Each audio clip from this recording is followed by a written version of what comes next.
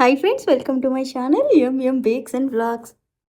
ఈరోజు వచ్చిన ఆర్డర్ ప్రకారంగా నేనైతే బ్లాక్ ఫారెస్ట్ పేస్ట్రీని తయారు చేస్తున్నాను. ఇక్కడ చూస్తున్నారా, స్పాంజ్ చాలా సాఫ్ట్గా ఉంటుంది. మీరు యోగా చేసినప్పుడు ఎలా అయితే బాడీని వంచేస్తామో అలా ఈ కేక్ని వంచేసినా సరే ఏమీ అవ్వదు.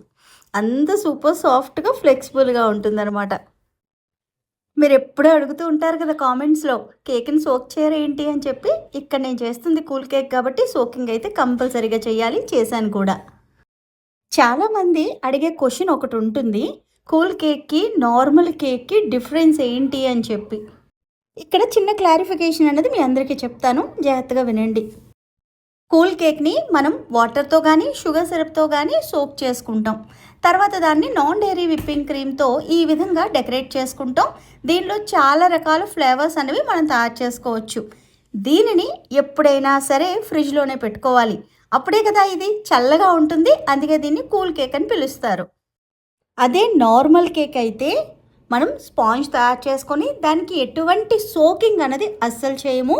దాన్ని బటర్ క్రీమ్ ఐసింగ్తో కేక్ మొత్తం డెకరేట్ చేస్తాం.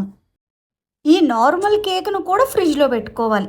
ఎందుకంటే బటర్ ఎప్పుడైనా సరే బయటను పెడితే మెల్ట్ అవుతుంది కదా. సేమ్ అలాగే బటర్ క్రీమ్ కూడా మెల్ట్ అవుతుంది. మరీ విప్పింగ్ క్రీమ్ అంత ఫాస్ట్గా కాకపోయినా మెల్లమెల్లగా అది కూడా మెల్టింగ్ అవుతూ ఉంటుంది. అందుకే ఫ్రిడ్జ్లో పెట్టుకోవాలి. ఇప్పుడు ఈ క్లారిఫికేషన్ అనేది మీకు అర్థమైంది అనుకుంటున్నాను. ఇప్పుడు కేక్ విషయంలోకి వచ్చేద్దాం. పిల్లలకి ఎగ్జామ్స్ అవుతున్నప్పుడు వాళ్ళ ఫ్రెండ్ బర్త్డేకి వెళ్ళలేకపోయారట. తను కొద్దిగా ఫీల్ అయిందట. అందుకే ఒక చిన్న మెసేజ్ రూపంలో నాకు ఇచ్చి దాన్ని హిడెన్గా పెట్టమన్నారు. అందుకే వాళ్ళు అడిగినట్టుగా ఎగ్జాక్ట్గా తయారు చేశాను. వాళ్ళైతే సూపర్ హ్యాపీ. ఎవరైతే బర్త్డే గర్ల్ ఉందో తన కోపం కూడా పోయిందంట.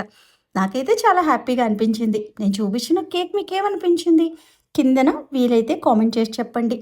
మన ఛానల్లో చాలా రకాల కేక్ వీడియోస్ ఉంటాయండి. ఒక్కసారి చెక్ చేయండి. ప్రేమతో మీ శ్యామల.